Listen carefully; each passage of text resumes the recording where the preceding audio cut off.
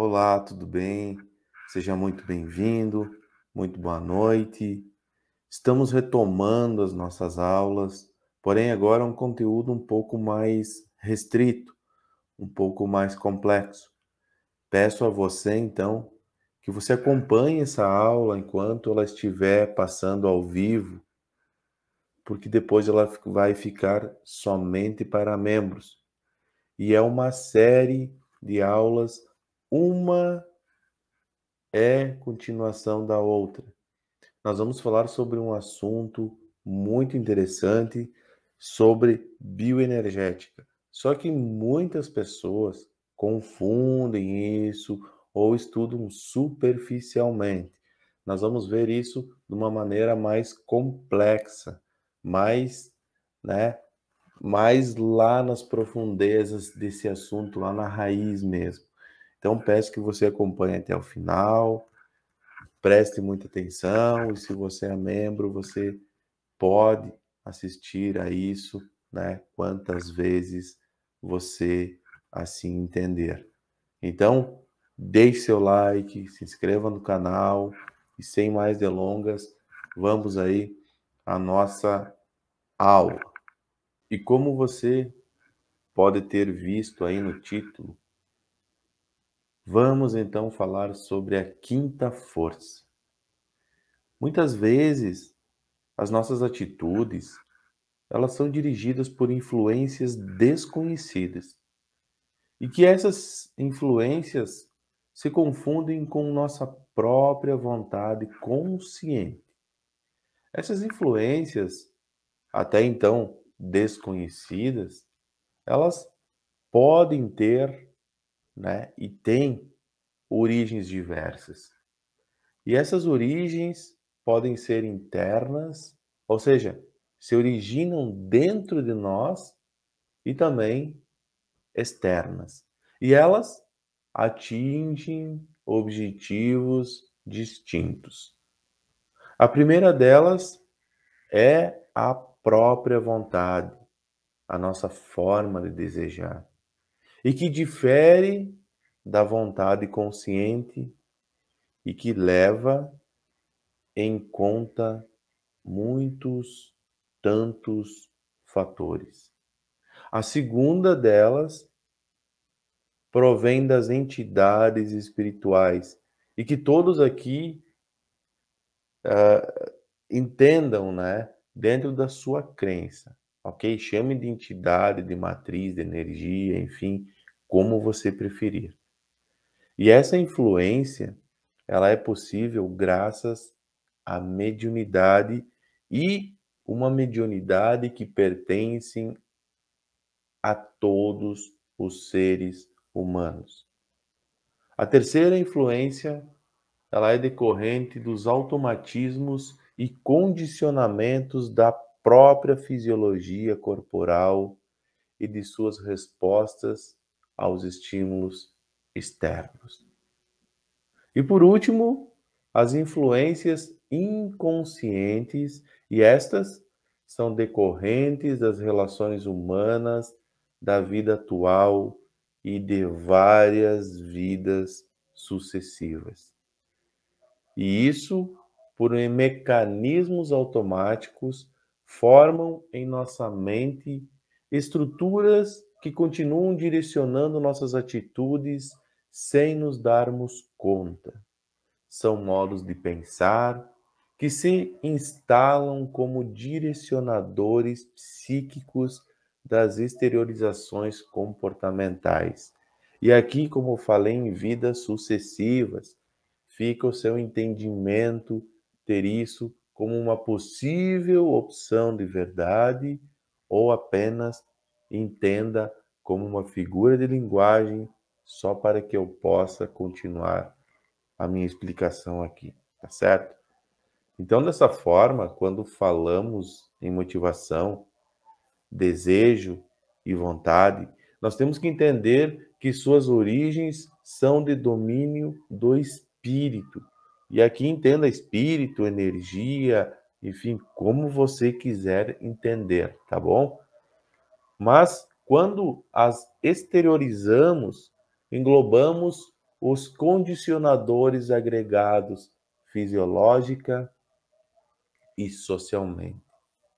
Então, a partir disso, podemos afirmar que nosso futuro está condicionado por 4 importantes fatores que agem automaticamente e diretamente em nossas vidas. E aqui eu vou falar, né, já vou dando a cereja do bolo aí. O primeiro deles decorre da união das influências que eu acabei comentando já aqui agora. O segundo vem da nossa visão de mundo, isso é, como encaramos as circunstâncias que se apresentam a nós e a forma como nós reagimos a elas.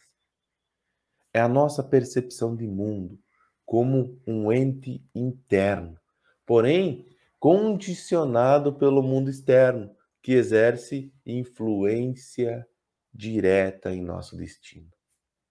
A visão do mundo que temos é o plano de fundo que serve ao cenário de nossas realizações. E a lente com a qual percebemos o mundo é a mesma que filtra as possibilidades de captá-lo na sua totalidade.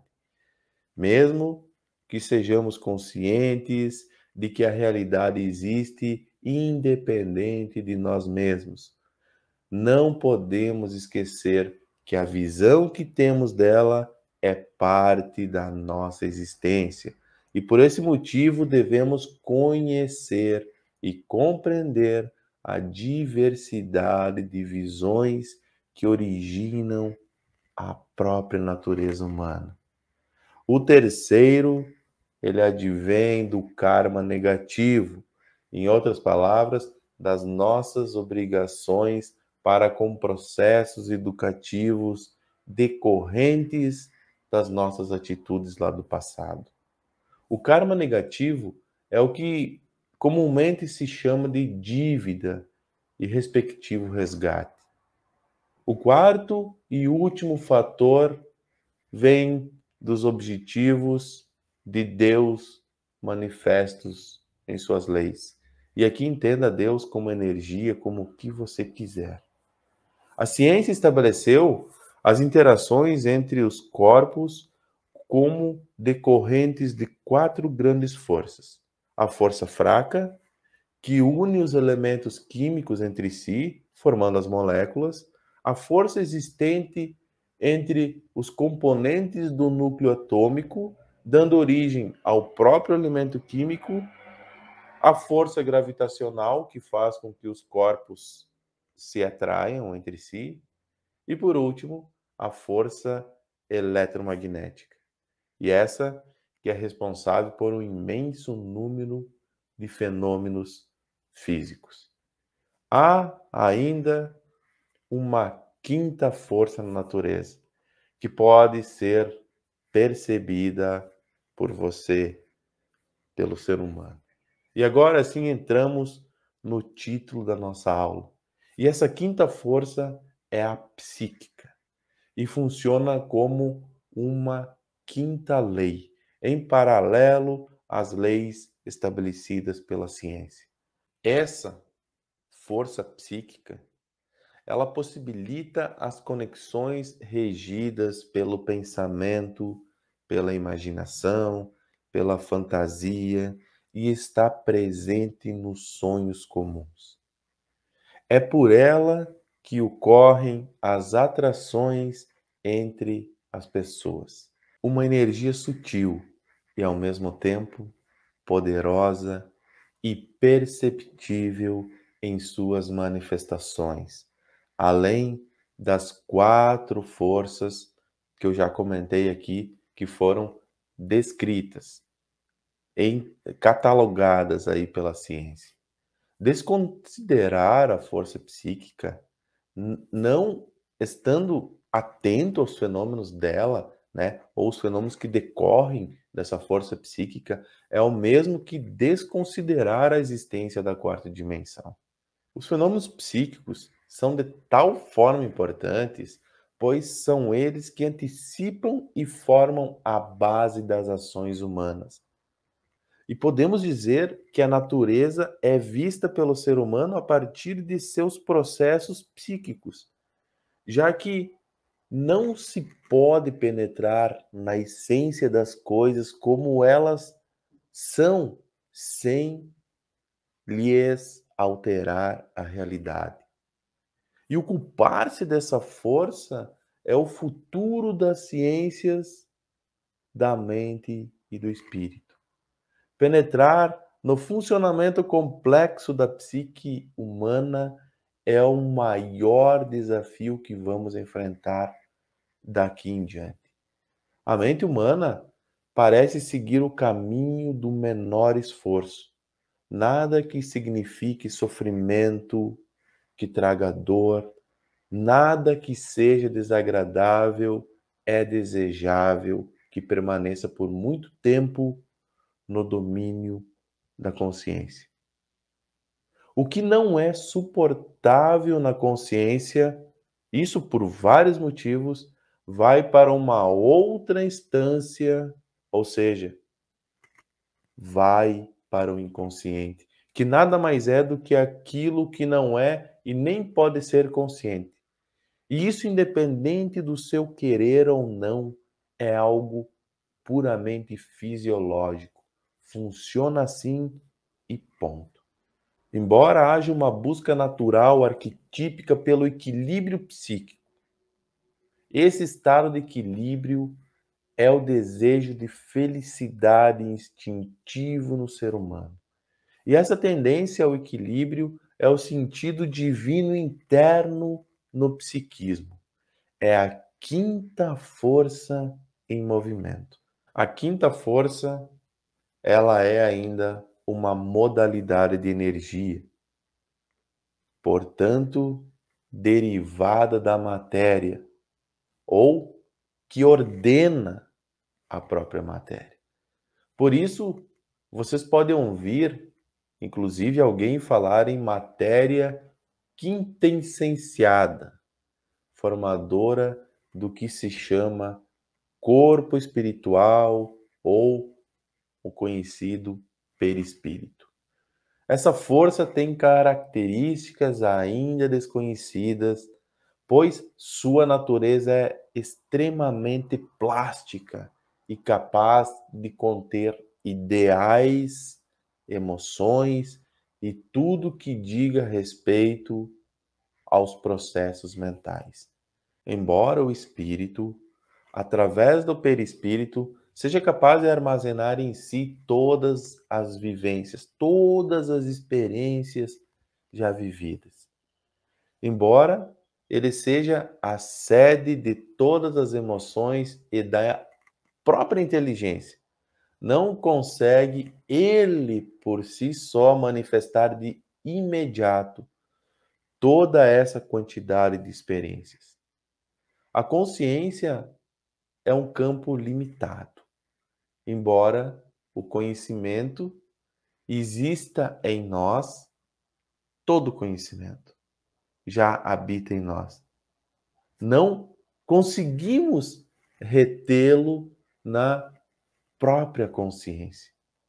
Essa quinta força está presente nos argumentos da razão e nas intenções das emoções. E fica claro que não é a razão a senhora das atitudes, mas são as emoções que dirigem a própria vida.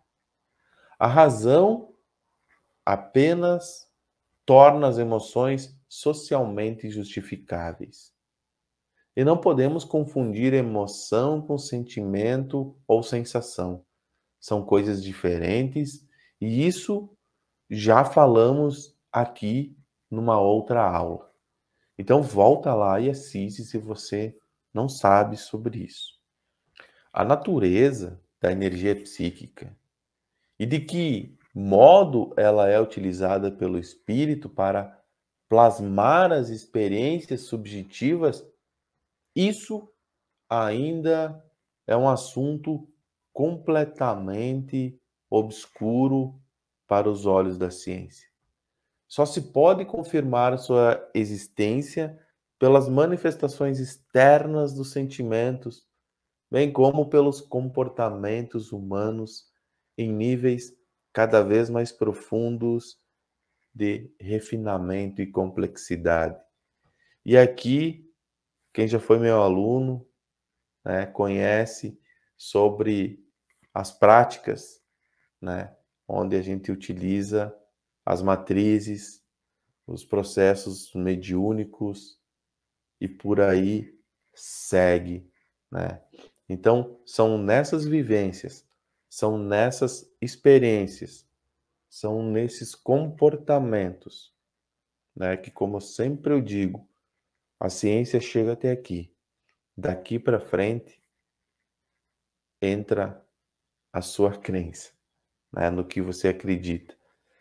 E aquilo que você experienciar, vivenciar, você vai utilizar para moldar aí a sua crença, para refinar a sua crença, para mudar a sua crença.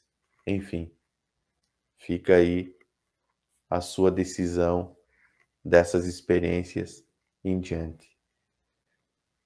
Muito obrigado.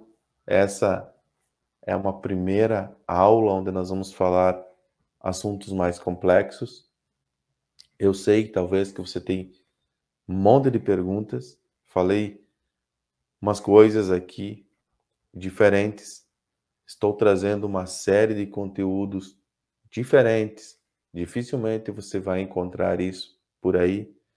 Então acompanhe essa pequena série de aulas onde nós vamos falar sobre bioenergética. Não perca nenhuma, porque ela vai ficar somente para membros. Então assista ao vivo, deixe seu like, se inscreva no canal, habilite as notificações e até nossa próxima aula. Valeu!